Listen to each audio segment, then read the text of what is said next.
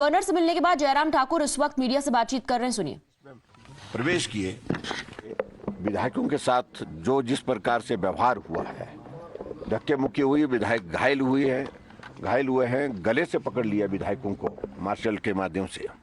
यह आज तक हिमाचल प्रदेश की विधानसभा के अंदर कभी नहीं हुआ। और उसके बाद जब हम उनको मिलने के लिए उनके ऑफिस में प्रवेश किए तो अध्यक्ष महोदय मुकर जाते हैं, कहते हैं कि हमने तो आदेश किए ही नहीं है, मार्शल किसने लगाए। और जो सिक्योरिटी इंचार्ज है वो बोलते हैं कि हमको स्पीकर साहब के आदेश है। तो ये सब दुर्भाग्यपूर्ण परिस्थिति है।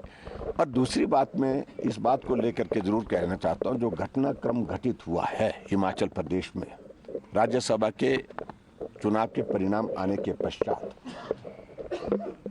भारतीय जनता पार्टी के हमारे जो प्रत्याशी थे हर्ष महाजन जी, वो जीते हैं और सरकार बहुत बड़े बहुमत में थी, उसके बावजूद भी जीते हैं। और स्वाभाविक रूप से जो जीतने के जो सारी चीज़ें घटनाक्रम जो घटित हुई हैं सब वहाँ पर, उसमें अगर हम देखें तो वर्तमान में कांग्रेस की सरकार को सत्ता में रहने का कोई अधिकार नहीं है, यही मैं कहना चाहता हूँ।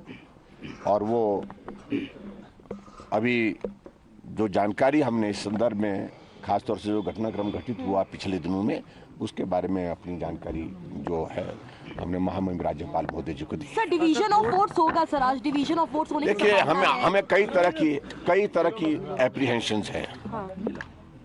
कि जिस प्रकार से व्यवहार विधानसभा अध्यक्ष का है, वो हमारे विधायकों को सस्पेंड कर सकते हैं ताकि कंफर्टेबली बजट को पारित किया जा सके। ये भी एक आशंका है जो हम जाहिर कर रहे हैं।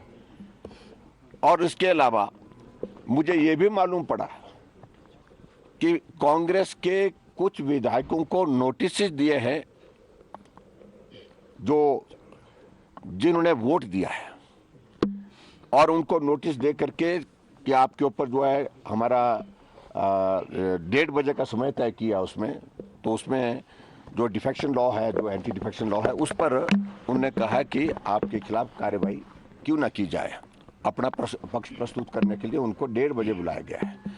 तो उनको सस्पेंड करने की उनकी ओर से जो मंशा जाहिर की जा रही है, वो भी एक संभावना है। और ऐसे में बहुत सारी चीज़ों को वो करने जा रहे हैं जो कि नियम के मुताबिक नहीं है। राज्यसभा में नंबर 1 व्हिप जारी नहीं होता है, व्हिप जारी किया कांग्रेस ने।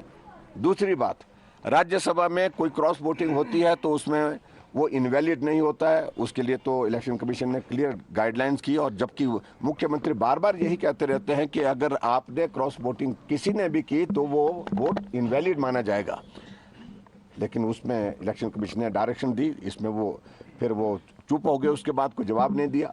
और उसके बाद अब जब इसमें जो है वो दल बदल कानून का कोई रोल ही नहीं है, उसके बावजूद भी विधायकों को प्रताड़ित करके, तंग करके, उनको परेशान करके इस प्रकार के कार्रवाई करने की दिशा में वो आगे बढ़ रहे हैं। और मैं समझता हूँ ये उनकी बौखलाहट है। और कांग्रेस की सरकार हमारी वजह से नहीं, अपने कारणों से संकट में इतने ही कहना। इन टोटल कितने विधायक हैं सर जो आप लोग के टच में है सर? देखिए, हमें इस सारी चीज को लेकर हम तो सिर्फ एक ही बात कह रहे हैं कि जो बजट पर जो डिवीजन हम मांग रहे हैं वोट का, उसको हाउस में अलाउ किया जाए। सर, कितने विधायक हैं इन टोटल जो आप लोग के टच में है, जो 6 जिन्होंने क्रॉस वोटिंग की, उनके अलावा भी कितने नंबर्स हैं? देखिए, इन सारी चीजों को ना पहले बताते हम ना हम बताएंगे, लेकिन इतना मैं जरूर कहना मेजॉरिटी चाहता है हूं सर आपके मैं पास। इतना जरूर कहना चाहता हूं, कांग्रेस जो है वो मैंडेट खो चुकी है।